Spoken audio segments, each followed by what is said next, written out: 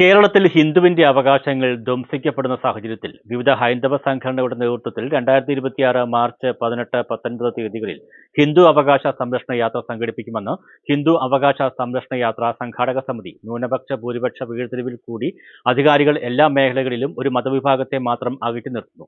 ക്രൂരത അവസാനിപ്പിക്കേണ്ടത് അത്യന്താപേക്ഷിതമാണെന്നും സംഘാടകർ വാർത്താസമ്മേളനത്തിൽ പറഞ്ഞു.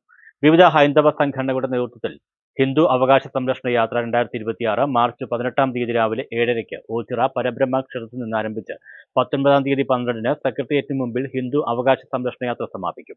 ഹിന്ദു സേനാ പ്രസിഡന്റ് സിദ്ധൻ കല്ലുപുറം, വേദാന്ത സംസ്കൃത മതപാഠശാല കോർഡിനേഷൻ കമ്മിറ്റി അംഗം എം മോഹനൻ പിള്ള, തപസ്യ ഭാഗവത ധർമ്മവേദി അംഗം ഗീതാകൃഷ്ണൻ തുടങ്ങിയവർ വാർത്താസമ്മേളനത്തിൽ പങ്കെടുത്തു.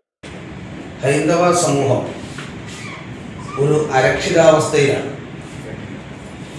ആധ്യാത്മികമായും രാഷ്ട്രീയമായും വിദ്യാഭ്യാസപരമായും സാംസ്കാരികമായും സാമൂഹികപരമായും ചരിത്രപരമായും സാമ്പത്തികപരമായും ഹിന്ദു എന്ന ജനവിഭാഗം അവഗണിക്കപ്പെടുകയാണ്.